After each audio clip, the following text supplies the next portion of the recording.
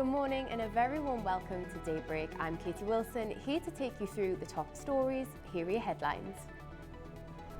The United States and Iran are escalating tensions in the Gulf, trading conflicting claims over recent naval clashes and incidents at sea. 2 people have been killed and more than 20 others injured after a car drove into a crowd in the German city of Leipzig. And a deadly explosion at a fireworks factory in China has killed 21 people and left 61 others wounded.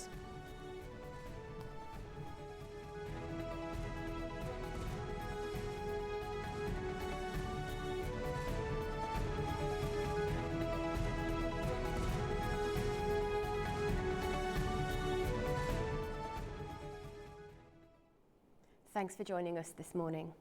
Tensions between the United States and Iran are escalating, with both sides trading claims over military clashes in the Gulf and warnings of further confrontation. Let's take a look. New clashes between the United States and Iran are raising fears of escalation after a US operation to move ships through the Gulf triggered fresh attacks. Within hours, both sides reported strikes, with missiles and drones exchanged as tensions intensified. According to US Central Command, American forces targeted Iranian small boats during the operation, using naval and air assets to intercept threats. Iran has rejected that account, warning that any foreign military presence would be met with a response. Meanwhile, conflicting claims have emerged over a reported strike on a US warship. Iranian media says a frigate was hit and forced to retreat, while US officials deny that any vessel was struck. Amid the escalation, US President Donald Trump warned Iran it would be blown off the face of the earth if it attacks US ships involved in the mission. US officials say guided missile destroyers are supporting the operation, and that 2 US-flagged vessels have already transited the area under military escort, a claim disputed by Iran.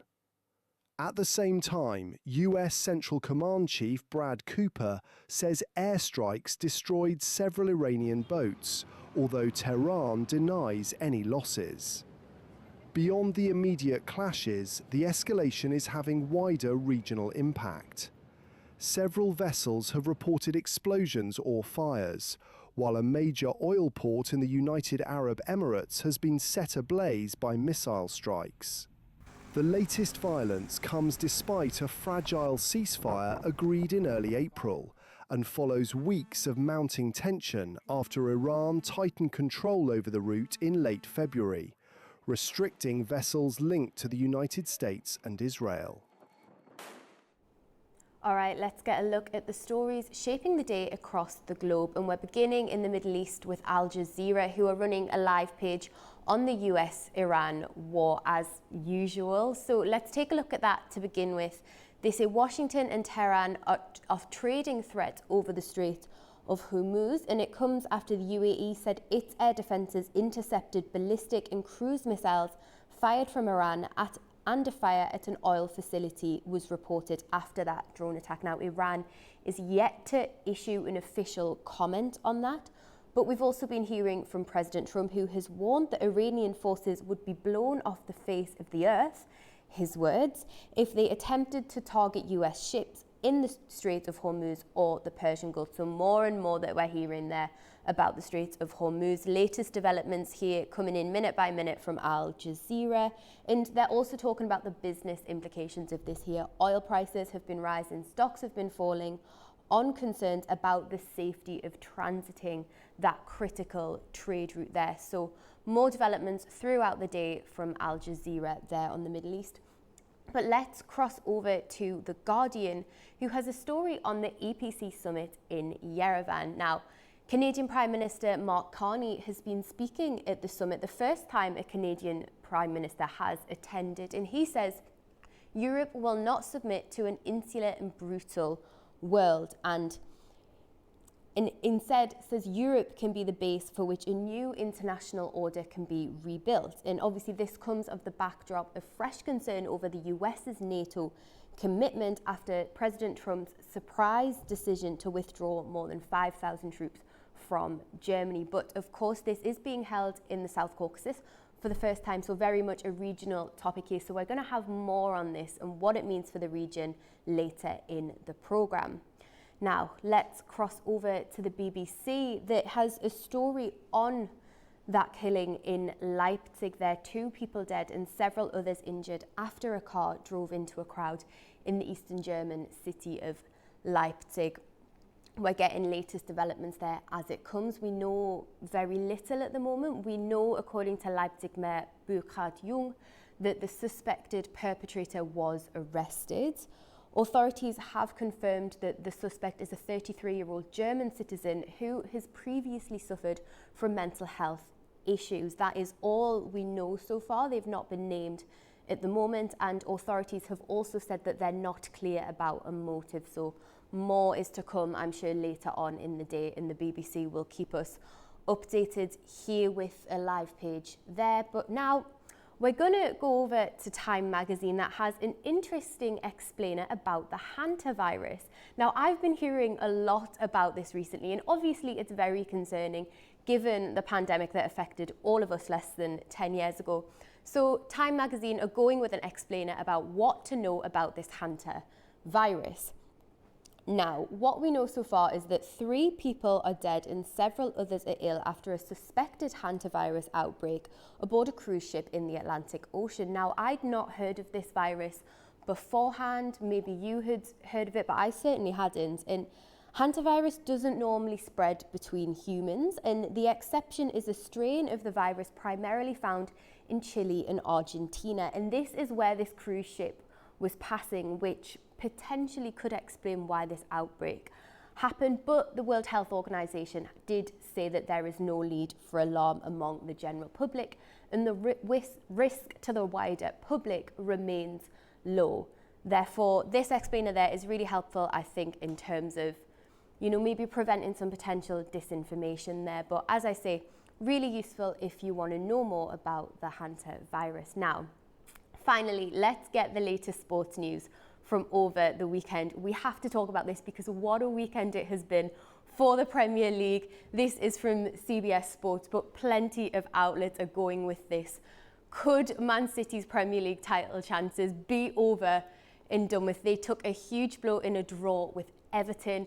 And of course, that means that the Premier League chances are in Arsenal's hands.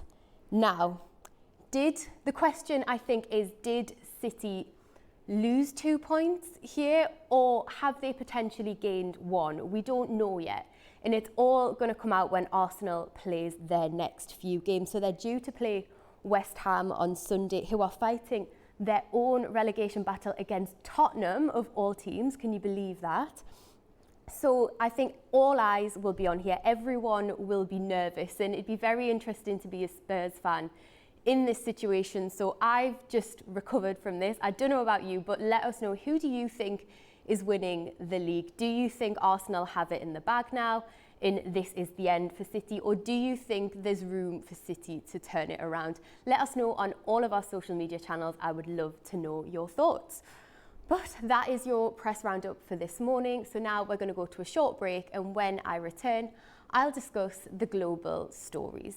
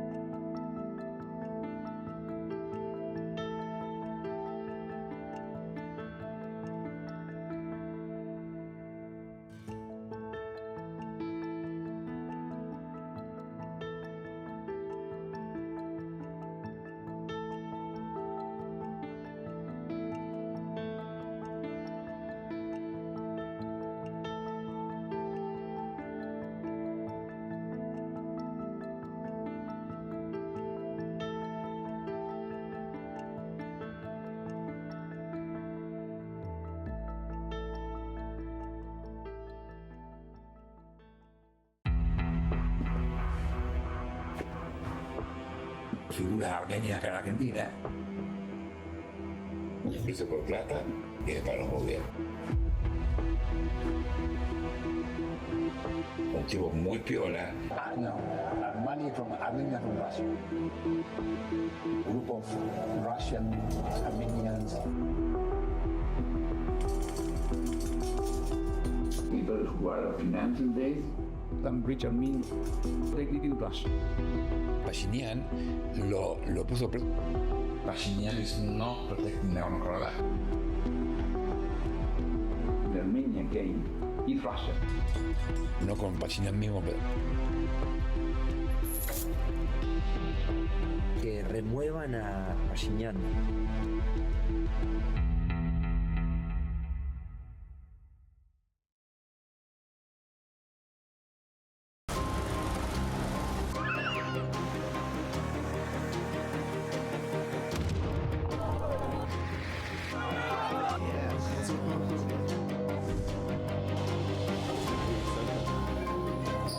Well, hello and welcome to Prime Time. What a show we've got lined up for you today.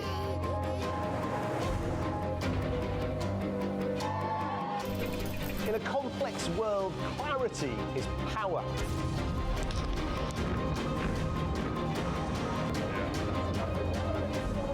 Two hours live, diplomacy dissected in a spin-free environment.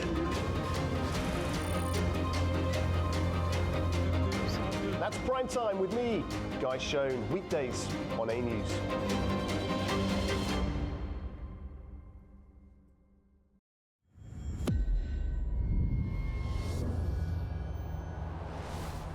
The global defense industry plays a vital role in ensuring national security. In Turkey, companies in this sector strengthen domestic production and enhance military independence. ISA-based radar, Murat radar. This is fully digital radar. This is new for world. Aselsan today, Turkish technology leader and global technology provider. Yaptığınız atışa hazır. 3, 2, 1, ateş! Hedef imha edildi. I'm Nuray Mustafa. This is One on One.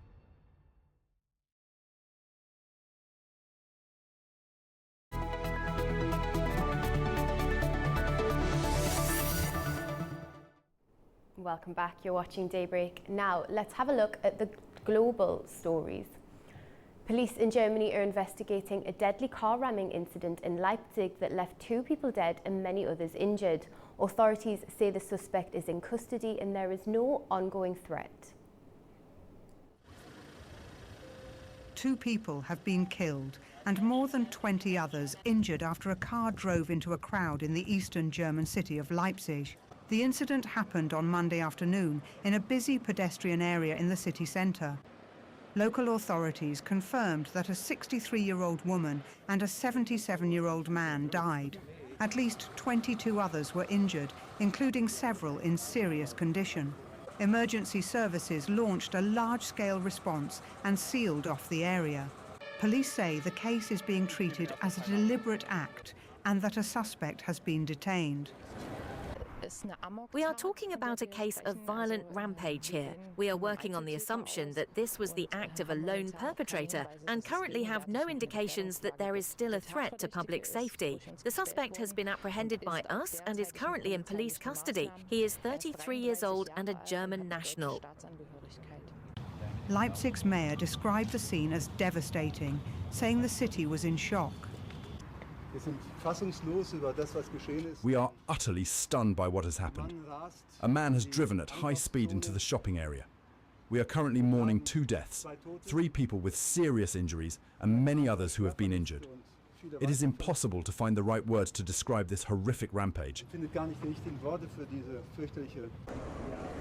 Witnesses said the car was travelling at high speed and people had little time to react. Some bystanders rushed to help the injured, while others helped detain the driver before police arrived. I was just sitting there in the cafe. There was a terrible noise and someone accelerated incredibly fast. Then people were lying at the side of the road and he just sped off. My friend saw someone lying on the roof. The police were called, but so many people had noticed what was happening, and then panic broke out. Another witness said the incident brought back memories of similar attacks elsewhere in Germany. I'm from Trier and experienced the same thing there when a driver went on a rampage through Trier city centre. I was more or less there then too. I didn't witness it firsthand, but I am from Trier and I was in the city at the time. Naturally, that brought back memories. I know what it's like. Prosecutors are now investigating the suspect for murder and attempted murder. Officials say there is currently no evidence of a political or religious motive, but note the suspect may have had mental health issues. Germany has seen a series of car ramming attacks in recent years. Russia has announced a temporary ceasefire in its war with Ukraine to coincide with Victory Day commemorations. According to the Defense Ministry, President Putin ordered a 2-day truce on May the 8th till May the 9th, marking the anniversary of the Soviet Union's victory over Nazi Germany in World War II. Moscow says it expects Ukraine to follow the pause in fighting. However, the ministry also issued a warning saying Russia would respond with a large-scale missile strike on central Kyiv if Ukraine attacks Moscow or disrupts the celebrations. Staying with the war in Ukraine, 3 Peruvian men have returned to Lima after relatives said they were lured to Russia with promises of well-paid jobs but ended up fighting in the war in Ukraine. They arrived on May the 4th with assistance from Peru's embassy in Moscow and left the airport avoiding media as families gathered in emotional scenes. Authorities say up to 6 citizens may return while others are still missing. Prosecutors have opened an investigation into suspected human trafficking after claims that recruits were misled and sent to the front line. The case has also sparked protests outside the Russian embassy in Lima, with families demanding answers. To some other news now, and Prime Minister Keir Starmer is bringing together leaders from across society to address rising anti-Semitism in the UK after 2 Jewish men were stabbed last week. The meeting will include representatives from business, civil society, health, culture, higher education and policing, along with members of the Jewish community. Starmer said the attacks were part of a wider pattern that had left Jewish communities frightened and angry.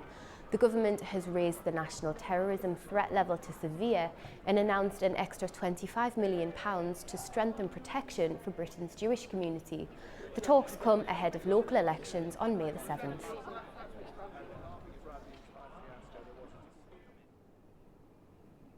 While the fragile ceasefire in southern Lebanon is under renewed strain after Israeli airstrikes killed 17 people on Monday.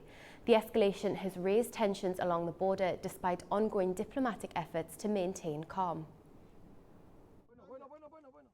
Israeli airstrikes on southern Lebanon killed at least 17 people on Monday, according to Lebanese health authorities. The strikes underscore a renewed escalation, despite a ceasefire agreed just over 2 weeks ago. The ministry says the death toll since Thursday has climbed to around 110. It does not distinguish between civilians and fighters, but children are among the casualties, with 2 reported dead and more injured. Israel says it is targeting infrastructure linked to Hezbollah, accusing the group of launching rockets and drones at its forces. The Israeli military also reports 17 soldiers killed in recent days. Despite the truce, hostilities have continued at a lower intensity, with both sides trading accusations of violations.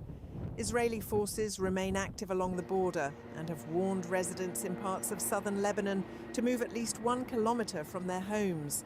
Benjamin Netanyahu said Hezbollah's expanding drone capabilities pose a growing threat, while the group says its attacks are in response to Israeli strikes.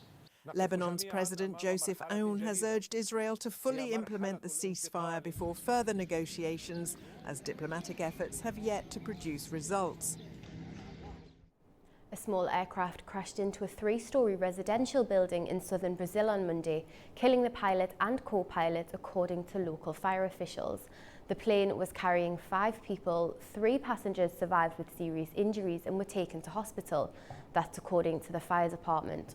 Authorities said the aircraft took off from Pampulha Airport bound for Sao Paulo and crashed just minutes later. Emergency crews were deployed to the scene. A juvenile suspect has been shot by Secret Service officers near the White House after an armed confrontation. The Secret Service said officers approached a suspicious individual who appeared to have a firearm. Officials said the suspect fled and fired towards officers before being shot. The White House was briefly placed on lockdown after the incident. The Secret Service director said the suspect was a juvenile and that a weapon had been recovered. Law enforcement in Washington has been on heightened alert following a recent shooting linked to the White House Correspondents' Association dinner. President Trump says he's looking forward to meeting China's Xi Jinping later this month, as tensions over trade, technology and global security issues remain in focus. A lot of auto plants being built all over the country, AI plants we're leading China in AI. And I'm going to go see President Xi in 2 weeks. I look forward to that, but I'll say I'm leading. We have very friendly competition. But it'll be a very important trip. I don't know why, I can't imagine. A deadly explosion at a fireworks factory in China's Hunan province has killed 21 people and left 61 others wounded, according to state media. The blast occurred Monday afternoon, forcing the evacuation of everyone within a 3-kilometre radius as nearly 500 rescue personnel rushed to the scene.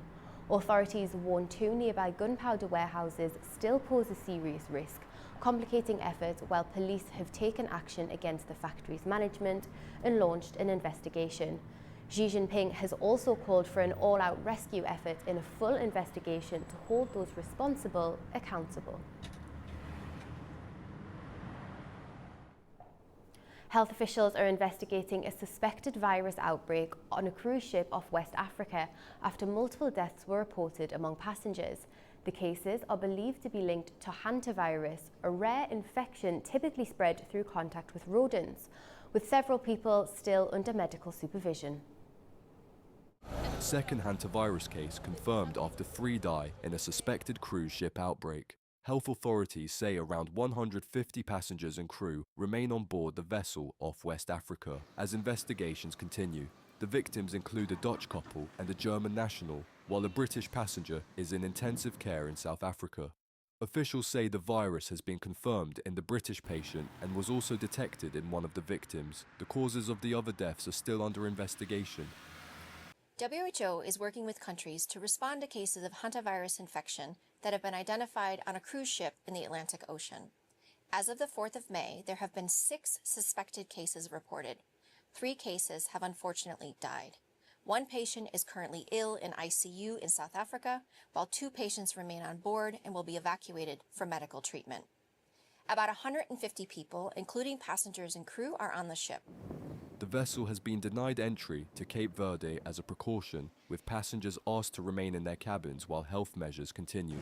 South African authorities say the outbreak may be linked to the ship's earlier route through South America. Officials say a British passenger became ill during the voyage and was airlifted to South Africa. Health experts add that the virus is typically not easily spread between people. Just to also be clear that usually the hantaviruses most often are not usually spread human to human. Most of the viruses, I'll clarify now. So most of the viruses are normally transmitted through rodent droppings and it's usually in specific kinds of environments. There is a less common variant that occurs in South America that is associated with human-to-human transmission. Doctors say early symptoms can resemble common illnesses. So initially it's very non-specific, unfortunately. You might have some muscle aches, almost like flu-like symptoms, fever, abdominal pain. If they do get worse or they don't respond to your usual conservative management, that's when you want to seek help, especially if you've been at risk or have been exposed. It's generally when we would seek help anyways, isn't it? So non-specific at first. If there are complications that occur, it can have respiratory symptoms, shortness of breath, or you can even have a bleeding tendency. But those are generally the complications that develop later on, and by then hopefully you're already in the healthcare system. The World Health Organization says the overall risk to the public remains low, while investigations continue into the source of the outbreak. We're going to go to a quick break now, and when I return, we'll discuss the latest developments in the Afghanistan-Pakistan conflict with an in-studio guest. Stay with us.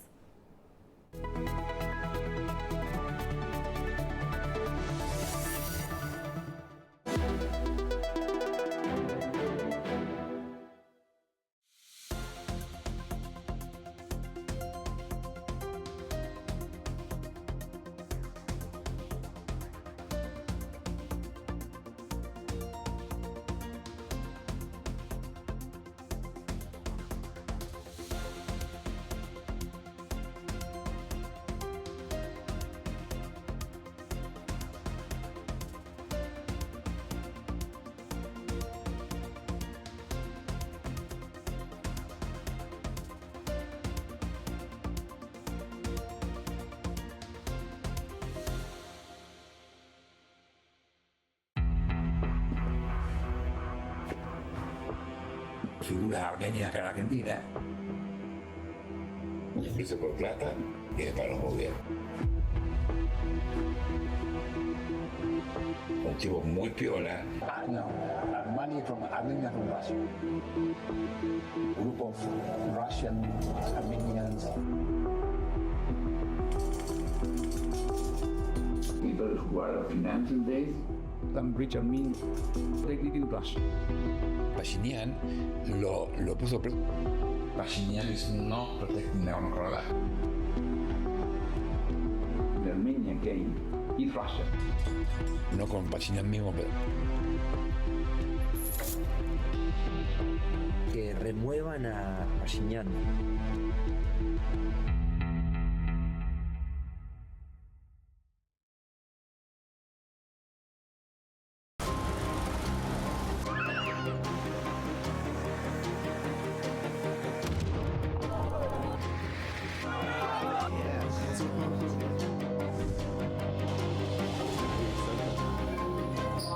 Hello and welcome to Primetime. What a show we've got lined up for you today.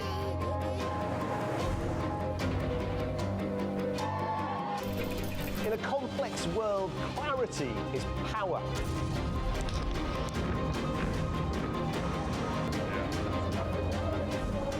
Two hours live, diplomacy dissected in a spin-free environment.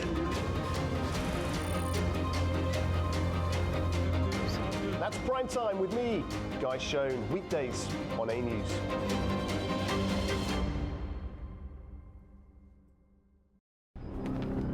Welcome to A News, unfiltered news and analysis from the region and beyond.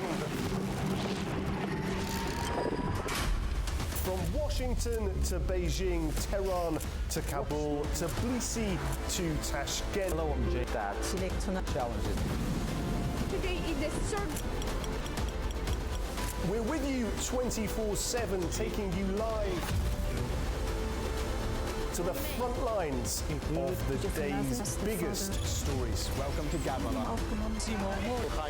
One important note to clear. I'm here. Azerbaijan and Armenia. Hello, we are reporting on the 8th of November.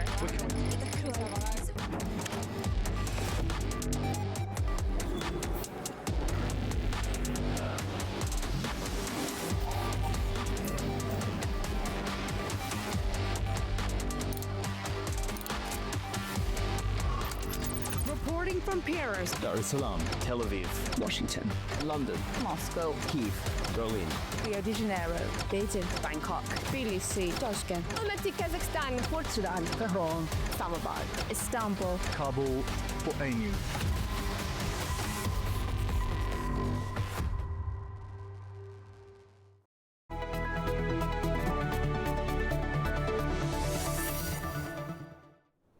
Good morning, welcome back to Daybreak. Afghanistan has accused Pakistan of carrying out cross-border attacks into its territory yesterday that hit civilian areas, killing at least 3 people and wounding 14 others, as tensions between the two neighbours remain high despite recent peace talks. Pakistan's Information Ministry has rejected the allegation in a post on X, Well, joining us now in the studio to discuss this is research scholar at the Western Caspian University, Sheraz Mahmood Khan. Thank you for joining us. It's my pleasure, my pleasure. So could you talk us through those latest developments there and what both sides are saying about this? Okay, so the both sides are, Afghanistan and Pakistan, they have been going through the troublesome times for quite a long time. Last month, probably a month and a half before, Afghanistan, from 53 different localities from Afghanistan, Pakistan was hit, 53 different localities. And then after that, the proper war started. Pakistan has gone into the Afghan territory for at least 24 square miles inside the territory, and even hit all the miscreants places, the terrorist safe havens and all that. And so Pakistan has been facing the terrorism for almost two decades. Pakistan has lost around 80 to 90,000 people in this terrorism, because Pakistan is considered as one of the most terrorist countries, not terrorists, but I mean the victim of the terrorism in the world. So. And what's triggered this latest round of violence? What? What's triggered this latest round of violence? Well, the trigger was the last invasion from 53 different localities, I said. It's all along the border, which is called Durand Line, which was never fenced before, and which has recently been fenced, and still it is around 2,600 kilometers of the border between Afghanistan and Pakistan, and 80% of that is fenced, but 20% is still not fenced. So from 53 different localities, the Pakistani border was attacked. And we must understand that there is no comparison between Pakistan military and Afghan military, because there's no comparison. Pakistan military is a superpower, is a nuclear power military. And in recent 3 wars between India and Pakistan, Pakistan's military has subdued India. So Pakistan military is very powerful in the region, whereas this military has got almost nothing with that. But according to the report, recent report of Ministry of Foreign Affairs of Russia, there are almost 30 to 40,000 miscreants, or the terrorist groups, or the people who support the terrorism, are breeding in Afghanistan. So Afghanistan is one of the most volatile and the most dangerous place, not only for itself and its neighbors, but all the region. According to the foreign minister of Russia, it is the biggest threat for Central Asian countries and beyond. So now Afghanistan is saying that recent Pakistani strikes have hit civilian infrastructure, including schools and mosques. Do you think there's any truth to that, firstly? Yeah. But also, how damaging is that diplomatically for Islamabad, if, in your view, there is truth to that? Well, we must understand one thing, that Afghan government is not a legitimate government, all right? It's not recognized it's hardly recognized by any country, probably.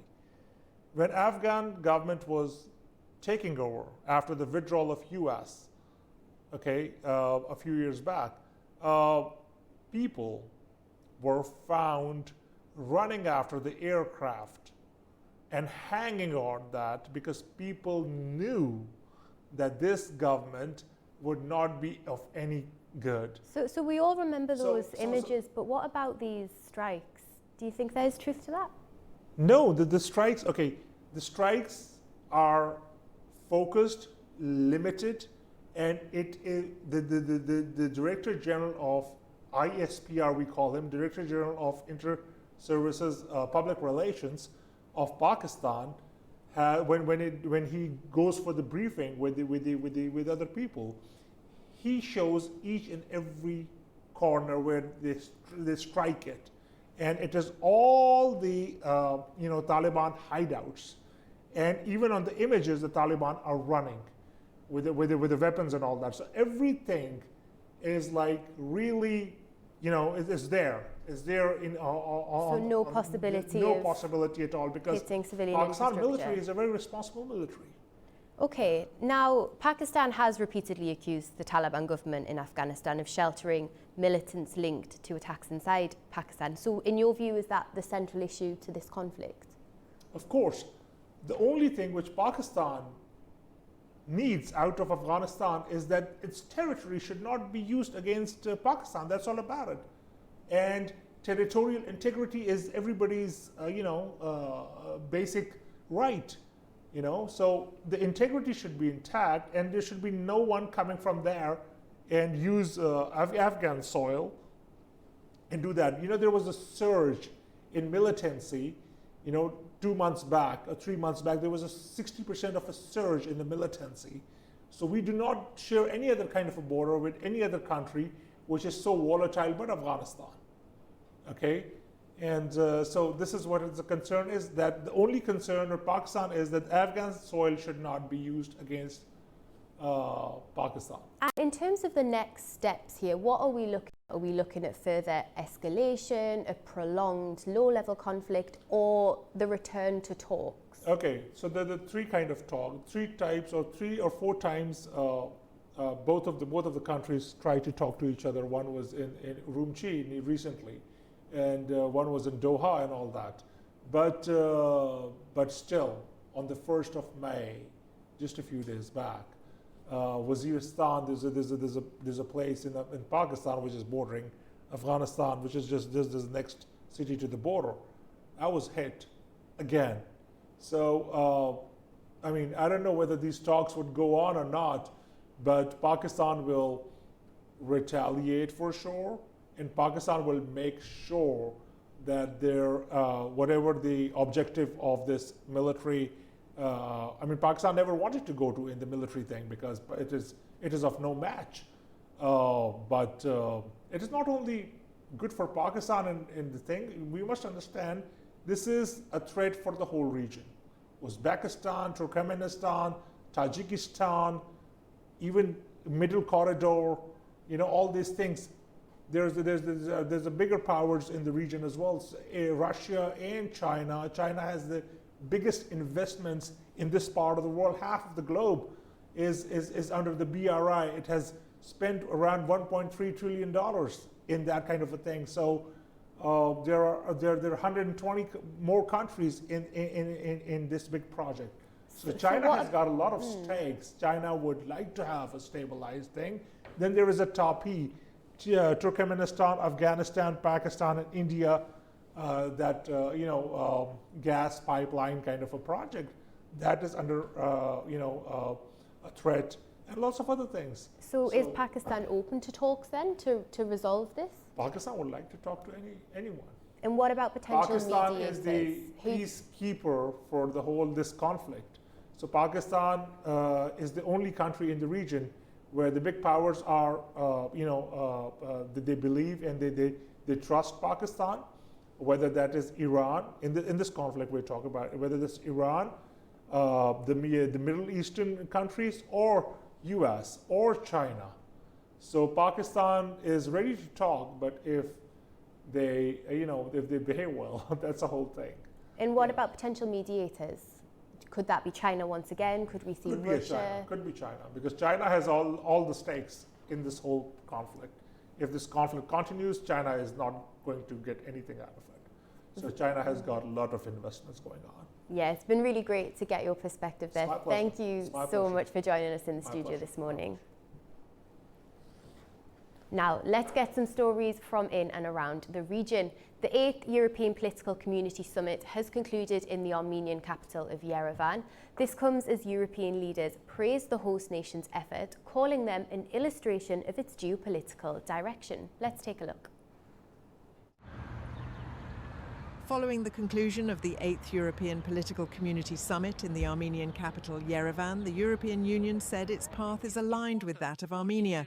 The summit, attended by EU leaders and heads of international organizations, focused on the conflict in Ukraine, the situation in the Middle East, and broader security issues. We spoke about the deterioration in the international security situation, including hybrid threats, which continue to be of serious concern.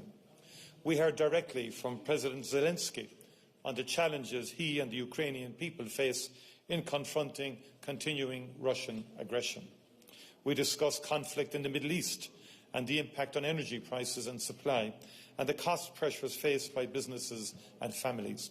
Following the meeting, European Council President Antonio Costa praised the gathering, describing it as an illustration of Armenia's geopolitical direction. The fact that we are all here today, it is a powerful illustration of the country's courageous geopolitical path, a path that Armenia and the European Union are walking together. That is also why tomorrow we will hold the first ever European Union-Armenia summit. French President Emmanuel Macron also commented after the summit, urging Europe to support Armenia in reducing its reliance on its historic ally, Russia. In a way, we want to take part in the adventure of 21st century Armenia, an Armenia that no longer depends on Russia but turns fully towards Europe and is at the heart of this European political community. An Armenia that wants peace, lasting stability, and an Armenia of prosperity, and that builds it by itself through chosen partnerships and reliable allies like France. On the sidelines of the event, several meetings also took place, including one between Macron and Canadian Prime Minister Mark Carney. Ukrainian President Volodymyr Zelensky also met NATO Secretary-General Mark Rutte. Ireland is set to host the next EPC summit in November 2026. President of Azerbaijan Ilham Aliyev held an expanded meeting with Italian Prime Minister Giorgia Meloni in Baku on Monday, followed by a joint press briefing focused on strengthening bilateral ties. Both leaders emphasised the strategic nature of relations, highlighting cooperation in energy, trade, transport, defence and cultural links. They also noted Azerbaijan's role as a key energy supplier to Italy and discussed plans to expand cooperation in the coming years. The meeting came alongside earlier one-on-one talks as part of Meloni's official visit to Azerbaijan, with both sides agreeing to further deepen strategic partnership and enhance political and economic coordination. Turkey and Armenia are taking a new step towards normalising relations with a joint agreement to restore a historic bridge on their shared border. Turkey and Armenia have signed a memorandum of understanding to restore the ancient Ani Bridge, in a move seen as part of ongoing efforts to improve relations. The agreement follows talks between Armenian Prime Minister Nikol Pashinyan and Turkish Vice President Cevdet Yilmaz on the sidelines of the European Political Community Summit in Yerevan. The project centres on the historic Ani Bridge, a medieval structure on the border that once connected the ancient city of Ani with surrounding regions. Officials say the initiative reflects both practical cooperation and an effort to build trust after decades of strained ties. Yilmaz said discussions also covered areas such as transport, customs, energy and digital infrastructure. He also highlighted Azerbaijan's role in facilitating the project. The normalization of relations between Turkey and Armenia is an important and ongoing process. Since 2022, various steps have been taken in this context, and the process continues. Efforts to establish lasting peace between Azerbaijan and Armenia are also extremely valuable. Significant progress has already been made in that regard, particularly toward achieving a durable peace between the two countries.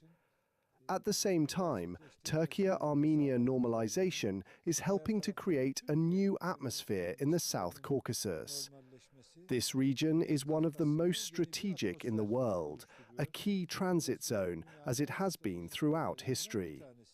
We believe that as peace and normalization take hold in the South Caucasus, everyone living in the region will benefit above all.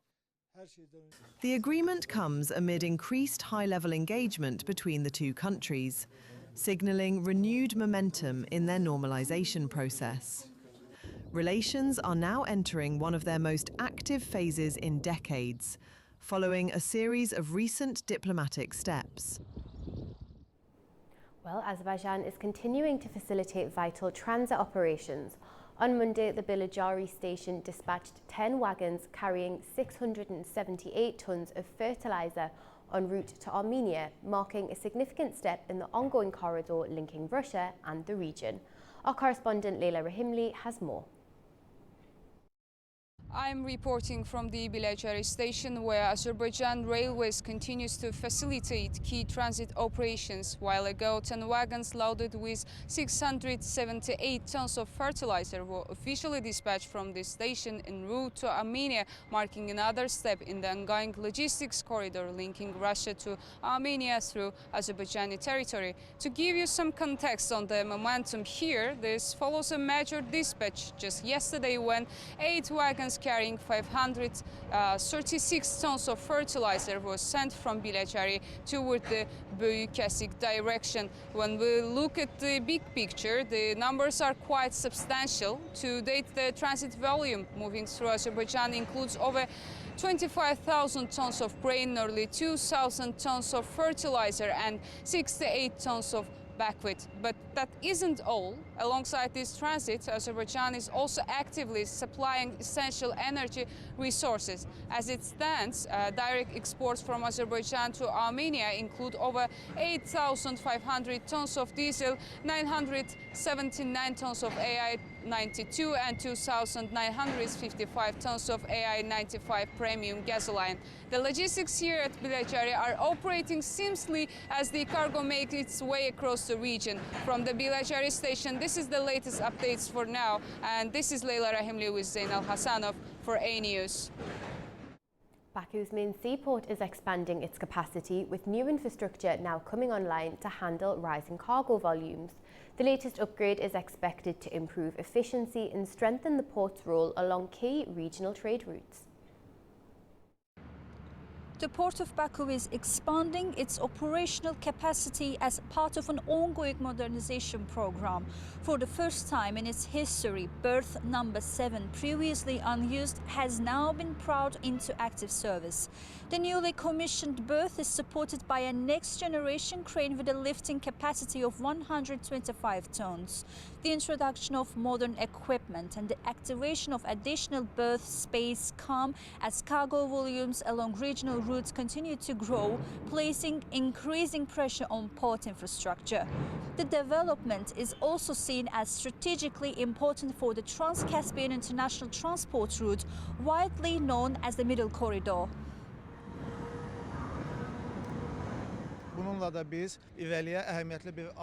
This step represents a significant move forward for us.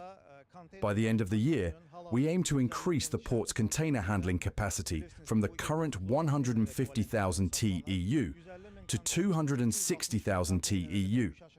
To achieve this, a systematic program of work is already underway. I should note that we have identified 4 key priority areas. One of these relates to the declining water level of the Caspian Sea. Based on the results of an international consortium tender, dredging works are planned to address this issue. At the same time, we are investing in modern technologies. This includes the acquisition of an additional Italian-made crane, which will allow for tandem operations.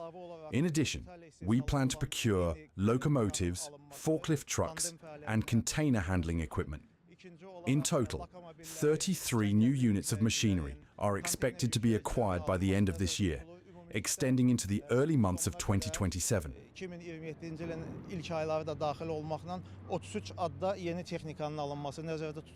With berth 7 now operational, the Port of Baku is positioning itself to handle growing demand for more efficiently reinforcing its role as a key logistics hub connecting Europe and Asia.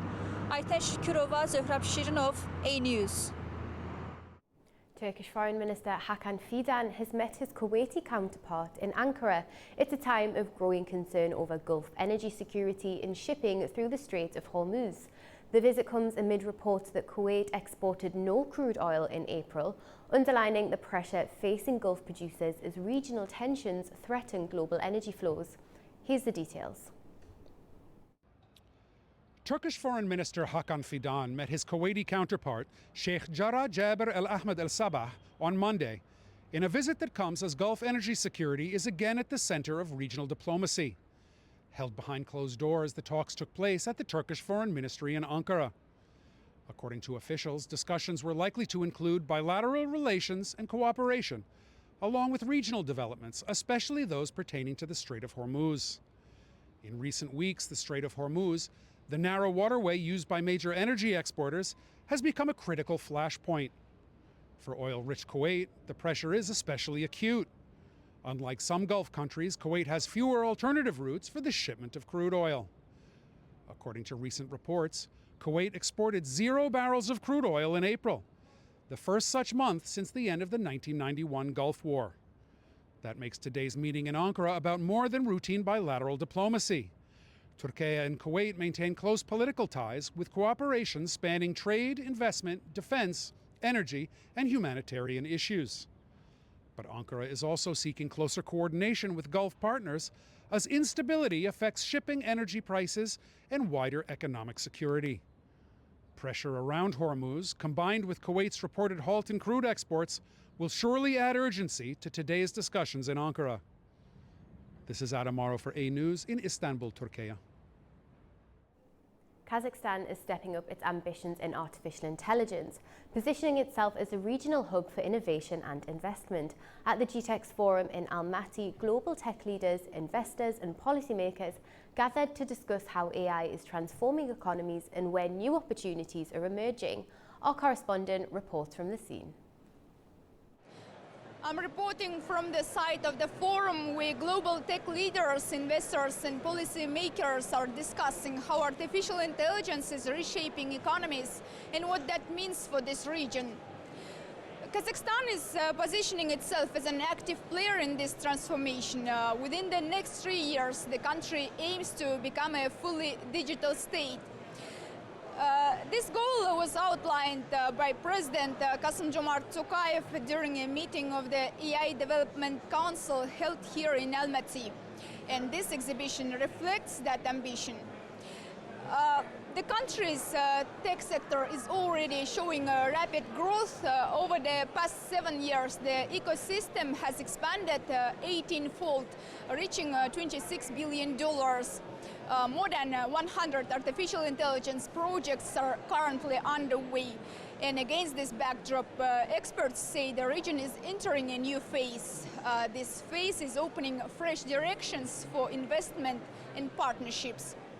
All the things that are happening right now, not only in our region, but like in our closer regions, and especially in Gulf region, I think that's kind of a chance and opportunity window for Kazakhstan and Central Asia, and I think we have to work together with the Middle East, to found a new markets for venture capital, because before it was only focused on Silicon Valley, Southeast Asia, Europe, and I think this is new land tap markets, new opportunities to come. So I think we need to, to exploit, so to speak, quote unquote, the situation in order to make it mutually beneficial as for our region, for Kazakhstan and Middle East. But attracting investment is only part of the equation. The next challenge is how to integrate artificial intelligence across the economy. So the foundations are there, but now, of course, you need to boost that and make sure that the economy overall gets cognified, right, with artificial intelligence and with data. And that's the next step. So we need to design programs, strategies, initiatives that will diffuse AI through the entire real economy. In agro-industry, for instance, right? I mean, Kazakhstan is great that way. It can feed up to 400 million people, but also in mining, in resource processing, in logistics, right? Think of the corridor between East and West that now has a digital overlay, right? In space tech, Kazakhstan has a lot to offer in space tech. In energy, think about nuclear. And so we now need to diffuse AI into those sectors across the economy. Almaty in this context is a natural choice. It remains the country's leading IT center. It's home to around a third of all tech companies and generates more than half of total IT services output. Organizers expect this forum to lead to concrete deals and new partnerships. More than 100 investors from 28 countries managing over $200 billion in assets have already signaled their readiness to expand funding for EA startups in the region. Parisa Kalimurzina, Natik Mamadov, A News, Almaty. Time for a quick break now. When I come back, I'll have a full update on the latest headlines, plus a look at what's making the front pages this morning. Don't go anywhere.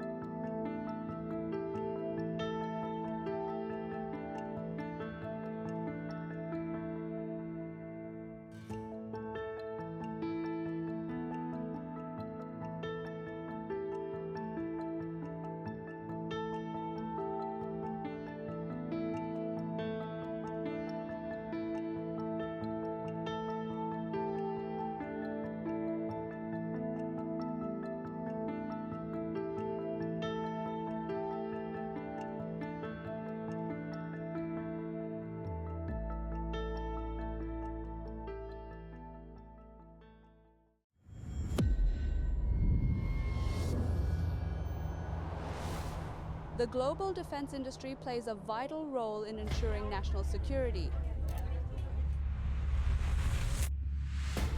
In Turkey, companies in this sector strengthen domestic production and enhance military independence. ISA-based radar, Murat radar. This is fully digital radar. This is new for world. Aselsan today, Turkish technology leader and global technology provider.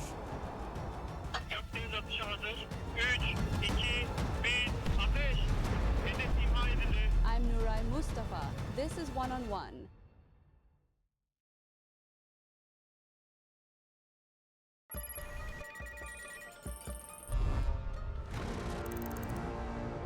On World Business, we meet the boardroom leaders making market-moving decisions.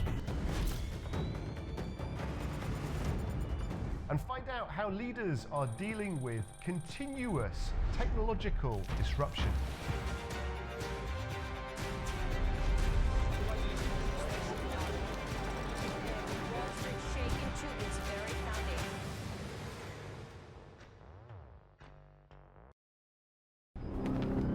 Welcome to A News, unfiltered news and analysis from the region and beyond.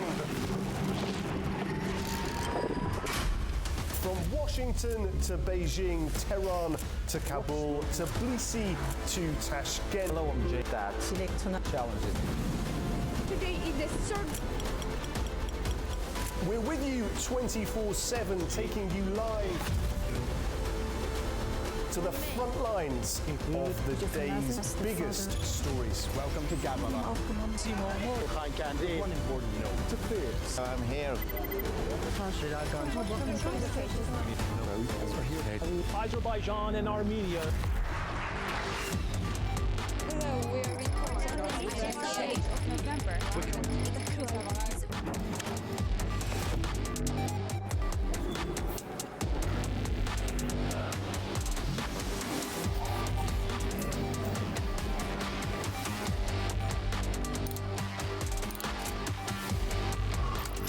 Reporting from Paris, Dar es Salaam, Tel Aviv, Washington, London, Moscow, Kyiv, Berlin, Rio de Janeiro, Beijing, Bangkok, Tbilisi, Tashkent, Almaty, Kazakhstan, Port Sudan, Tehran, Islamabad, Istanbul, Kabul, A News.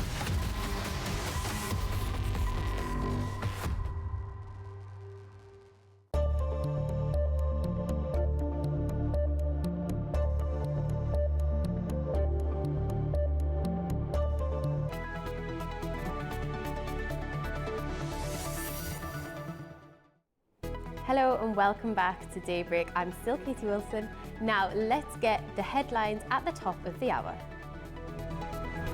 The United States and Iran are escalating tensions in the Gulf, trading conflicting claims over recent naval clashes and incidents at sea.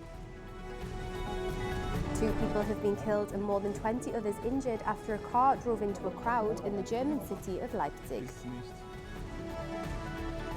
And a deadly explosion at a fireworks factory in China has killed 21 people and left 61 others wounded.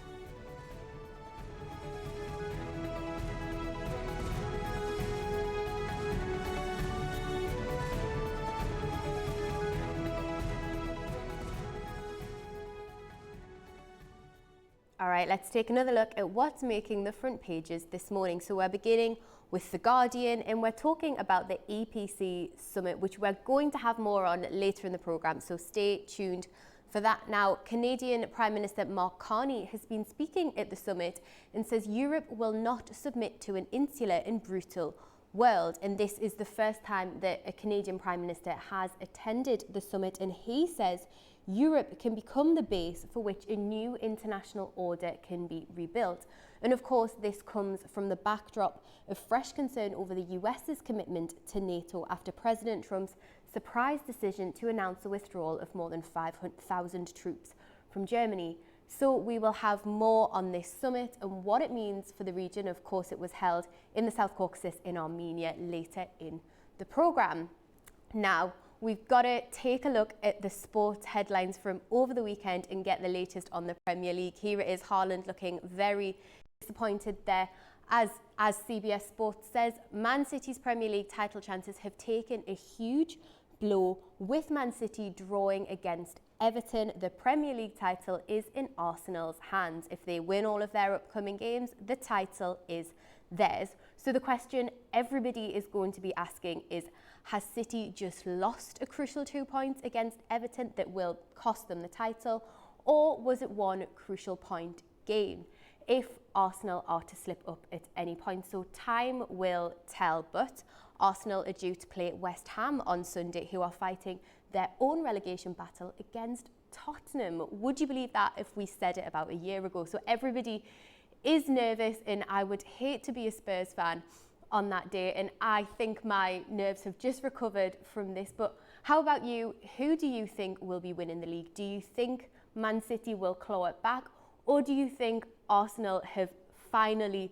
done it and it'll be smooth sailing for them from there? Let us know on all of our social media channels. Of course, we've got Arsenal's game against Atletico tonight as well, so very interesting few days, I think, for Arsenal. Now, let's return to our top story, and let's return to A News, who, of course, as always, has a live page concerning the latest developments in the Middle East. Here we have it. So Gulf tensions are escalating after the US strikes Iranian boats, and it's following that UAE oil facility attack. So what we know so far is that the UAE said its air defences intercepted ballistic and cruise missiles fired from Iran at an oil, and a fire at an oil facility was reported after a drone attack. Iran has yet to issue an official comment, but we have heard from President Trump, who warned Iranian forces they would be, quote, blown off the face of the earth if they attempted to target US ships in the Strait or the Persian Gulf. Now, we're seeing the business impact here as well. Oil prices are rising, stocks are falling amid concerns about the safety of transiting in the Strait of Hormuz. So as you can see, this A News Live page is being updated minute by minute. So stay across the day for more on the latest developments. But for now, our correspondent in Washington, Ubi Shabandar, has the latest. So let's hear from him. The ceasefire between Iran and the United States is increasingly on shaky grounds. President Trump warned Iranian forces on Monday that they would be, quote, blown off the face of the earth if Iran attempts to target U.S. ships in the Strait of Hormuz or those ships traveling in the Arabian Gulf region. The commanding general of U.S. Central Command, Admiral Brad Cooper, announced that 6 Iranian small attack boats were destroyed by the U.S. Navy on Monday. The Iranian Islamic Revolutionary Guard Corps Navy employs such speedboats to attack ships in the Strait of Hormuz and they use them also to lay mines. Earlier in the week, President Trump announced the launch of Project Freedom, where the U.S. Navy would help coordinate and assist ships to traverse the Strait of Hormuz. Iran continues to threaten to attack international vessels in the Arabian Gulf that do not coordinate and receive permission from Tehran. Project Freedom, according to Central Command, will include more than 100 land and sea-based aircraft and 15,000 American military personnel. The result would fall short of an escort of international ships, but would, quote, support merchant vessels aiming to cross the strategic corridor. Admiral Brad Cooper, the head of U.S. Central Command, said that 2 American-flagged vessels traversed the Strait of Hormuz on Monday as a first step. U.S. military officials denied a claim by Tehran that a U.S. warship was struck by Iranian missiles, though fears of a renewed confrontation increased on Monday as the United Arab Emirates face a barrage of Iranian ballistic missiles and drones. An oil facility in the Emirati city of Fujairah was struck, according to local officials. Mubi Shibander, A News, Washington. While tensions in the Strait of Hormuz are drawing fresh diplomatic and security responses as concerns grow over shipping and freedom of navigation through the key waterway. Tensions are rising in the Strait of Hormuz after a series of maritime incidents renewed global concern over one of the world's most vital shipping routes. The United States and Gulf Arab nations are now drafting a UN Security Council resolution condemning Iran over alleged disruptions to navigation in the key waterway, as pressure builds to restore freedom of passage. US Ambassador to the UN, Mike Waltz, said the draft is being prepared with Bahrain, with input from Kuwait, Qatar, the United Arab Emirates and Saudi Arabia. The resolution is expected to demand that Iran stop attacks on merchant shipping, halt attempts to impose tolls, and disclose the locations of sea mines. The diplomatic push comes after a South Korean-operated cargo ship caught fire following an explosion in the strait. Seoul reported no casualties among the 24 crew members on board, and the fire has since been extinguished. US President Donald Trump blamed Iran for targeting vessels in the area and urged South Korea to join the US-led Project Freedom mission. Trump also claimed US forces had shot down 7 small boats, with US defense officials due to hold a news conference on Tuesday. The UN is still assessing the US announcement on opening a passageway, but has repeated its call for the Strait of Hormuz to be reopened. I mean, I think we're still trying to fully understand exactly what this means. But that being said, our position remains the same, that the Strait of Hormuz needs to be reopened. Freedom of navigation needs to be reestablished. Dujarric also warned against a return to what he called outright kinetic activity in the area, after reports of a ship being hit. Let's get some other news now, as police in Germany are investigating a deadly car ramming incident in Leipzig that left 2 people dead and many others injured. Authorities say the suspect is in custody and there is no ongoing threat. 2 people have been killed and more than 20 others injured after a car drove into a crowd in the eastern German city of Leipzig. The incident happened on Monday afternoon in a busy pedestrian area in the city centre. Local authorities confirmed that a 63-year-old woman and a 77-year-old man died. At least 22 others were injured, including several in serious condition. Emergency services launched a large-scale response and sealed off the area. Police say the case is being treated as a deliberate act and that a suspect has been detained. We are talking about a case of violent rampage here. We are working on the assumption that this was the act of a lone perpetrator and currently have no indications that there is still a threat to public safety. The suspect has been apprehended by us and is currently in police custody. He is 33 years old and a German national. Leipzig's mayor described the scene as devastating, saying the city was in shock. We are utterly stunned by what has happened. A man has driven at high speed into the shopping area. We are currently mourning 2 deaths, 3 people with serious injuries and many others who have been injured. It is impossible to find the right words to describe this horrific rampage. Witnesses said the car was travelling at high speed and people had little time to react. Some bystanders rushed to help the injured, while others helped detain the driver before police arrived. I was just sitting there in the cafe. There was a terrible noise and someone accelerated incredibly fast. Then people were lying at the side of the road and he just sped off. My friend saw someone lying on the roof. The police were called, but so many people had noticed what was happening and then panic broke out. Another witness said the incident brought back memories of similar attacks elsewhere in Germany. I'm from Trier and experienced the same thing there when a driver went on a rampage through Trier city centre. I was more or less there then too. I didn't witness it firsthand, but I am from Trier and I was in the city at the time. Naturally, that brought back memories. I know what it's like. Prosecutors are now investigating the suspect for murder and attempted murder. Officials say there is currently no evidence of a political or religious motive, but note the suspect may have had mental health issues. Germany has seen a series of car ramming attacks in recent years.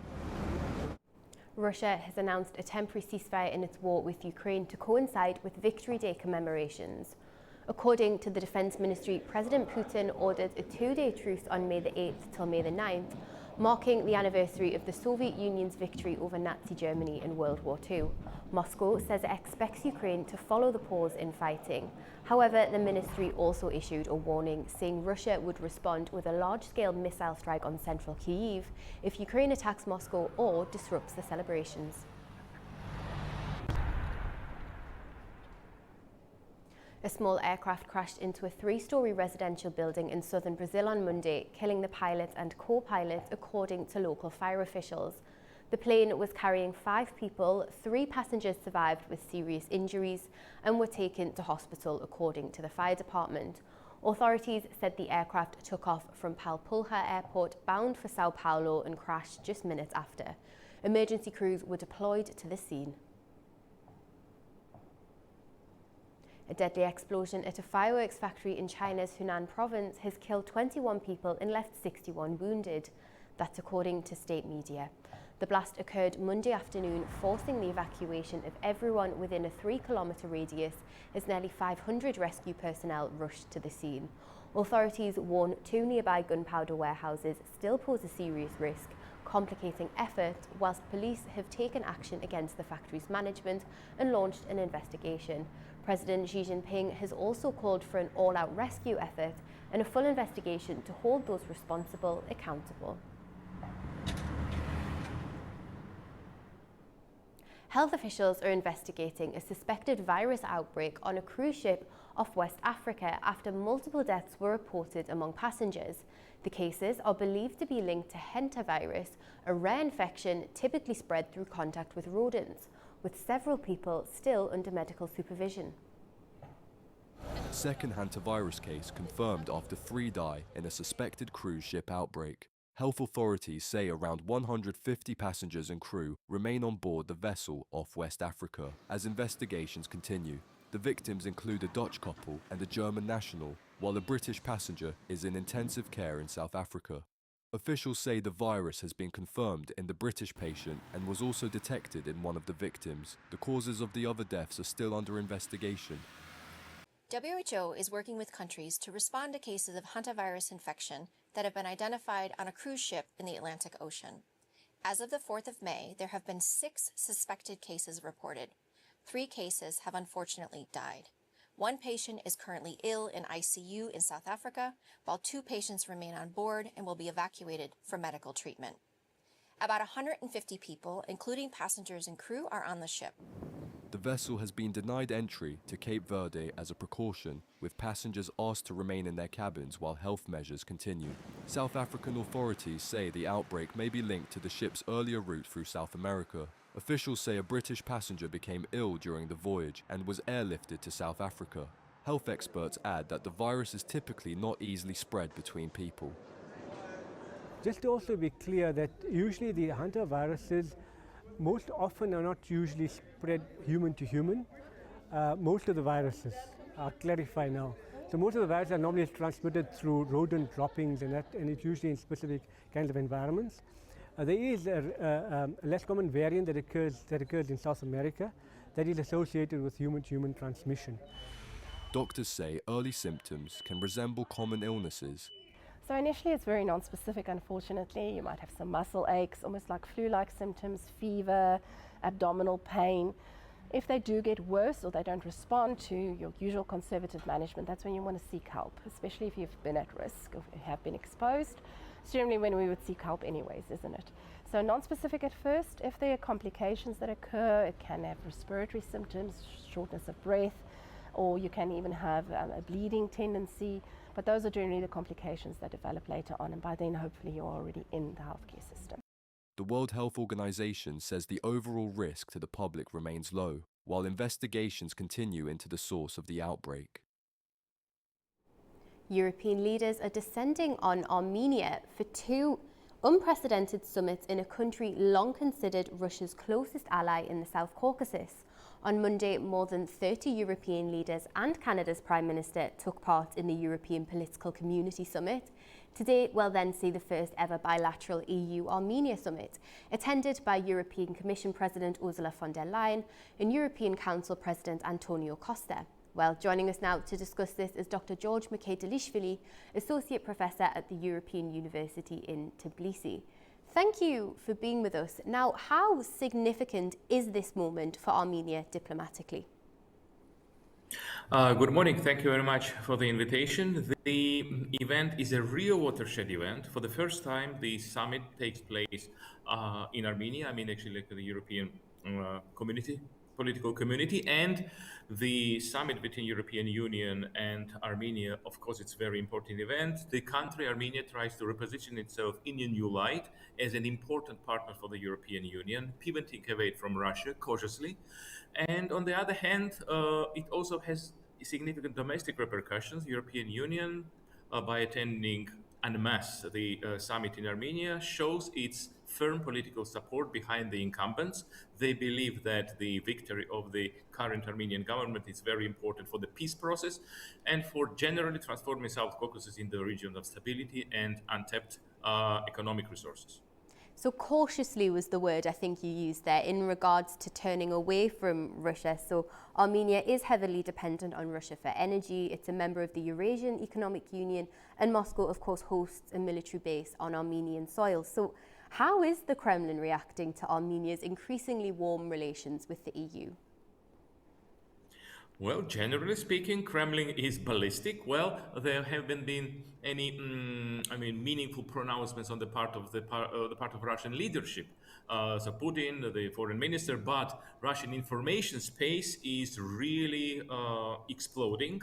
So several important hosts like mince no words and pretty much actually kind of like an ad hominem personal attack on Pashinyan and the current Armenian leaders, hoping, I'm quoting, on the wisdom of Armenian people who will not allow these traitors actually to persist. Obviously, kind of like no two ways about that. Russia is extremely disappointed. Russia is extremely angry, but they realize that Armenia is taking advantage of the Russian weakness. Russia is so much bogged down in Ukraine that simply doesn't have any meaningful ways today to preclude Armenia from coming closer to the West.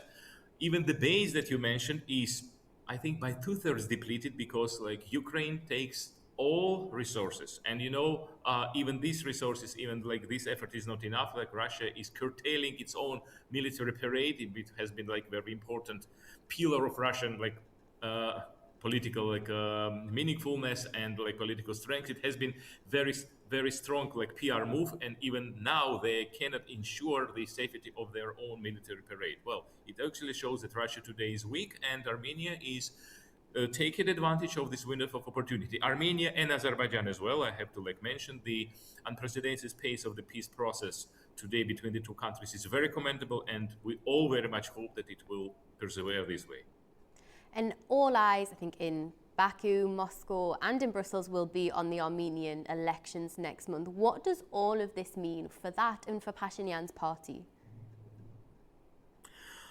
Obviously, this is a significant boost for Pashinyan, like having all this European Union, pretty much kind of the political bomondo and of Europe and beyond Europe, kind of the presence of Canadian Prime Minister, the presence of British PM, because Britain is not part of the European Union, is also very significant. Obviously, Pashinyan will politically sell it well, like to his like domestic audience, and I think it will to cause the uptick in his popularity. But of course, like 1 month remains and Russia still hosts several cards in its sleeves, and well, it might try to like preclude this momentum. Well, of course, it was a significant injection of political momentum for Pashinyan, and it remains to be seen whether it will be enough.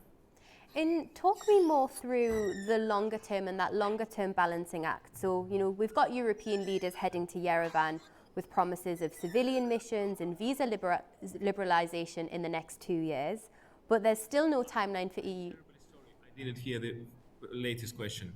So talk me through the balancing act in a more longer term that Pashinyan is facing here. So European leaders are heading to Yerevan with promises of civilian missions, visa liberalization in the next 2 years, but we've still not got a timeline for EU membership, defense commitments, nor any plans to replace Russian gas.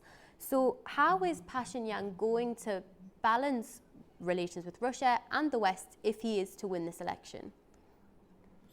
Of course, this is $1 million question. This is a sometimes catching-22 situation. Pashinyan is a tight situation in this particular regard, but I believe that he has a short-term goal, like to win the election, which is like important, and then on day one after the victory, after the potential victory, he and Armenia will think like how to ensure like their security.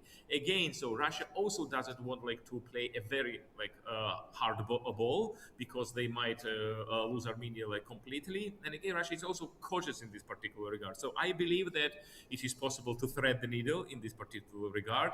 Well, Pashinyan and Armenian leadership have to thread a very fine line.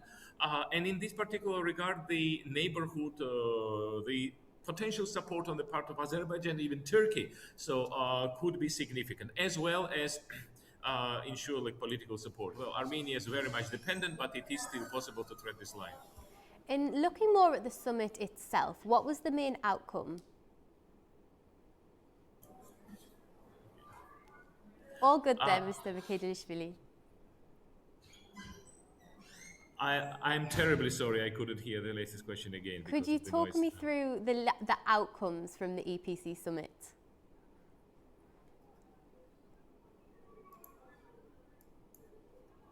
Excuse me, I still cannot hear. Hi, can you hear me now? Yes, now I can, but okay. Great. Could you talk me through the outcomes from the EPC summit?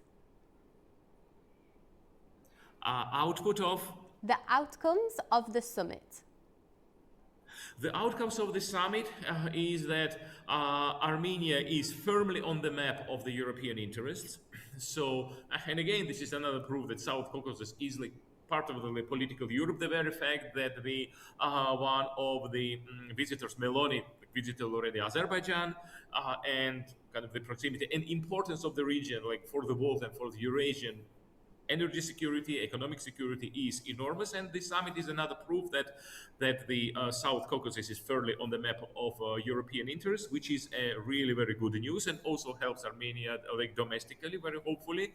So I believe that the very soon, well, this like there will be like peace agreement, and this the conflict will be like behind us, and the enormous economic potential, enormous transit potential of the region will be finally realized. I think this is a very important brick into this like important edifice of the Caucasus security. Always great to get your analysis there, Dr. Mchedlishvili. Thank you very much for joining us on the programme.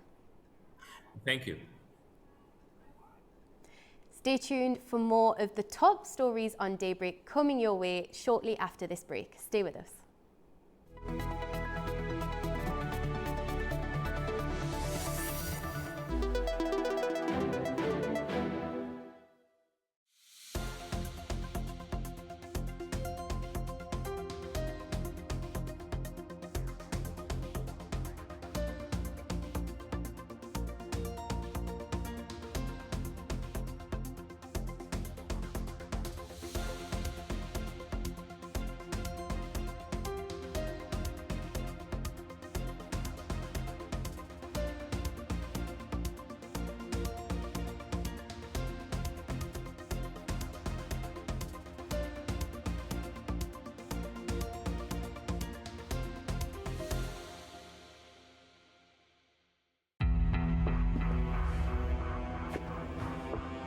Figura Armenia que Argentina. Y empieza por plata y es para los gobiernos. Un tipo muy piola. No, money from Armenia from Russia. A group of Russian Armenians. People who are financial days, some rich Armenians, they live in Russia. Pashinyan lo puso preso. Pashinyan is not protecting Nagorno-Karabakh. The Armenian game is Russia. No con Pashinyan mismo, pero... Que remuevan a Pashinyan.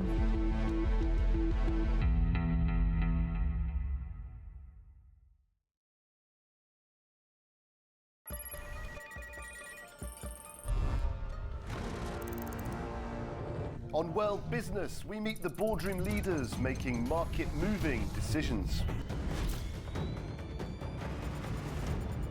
And find out how leaders are dealing with continuous technological disruption.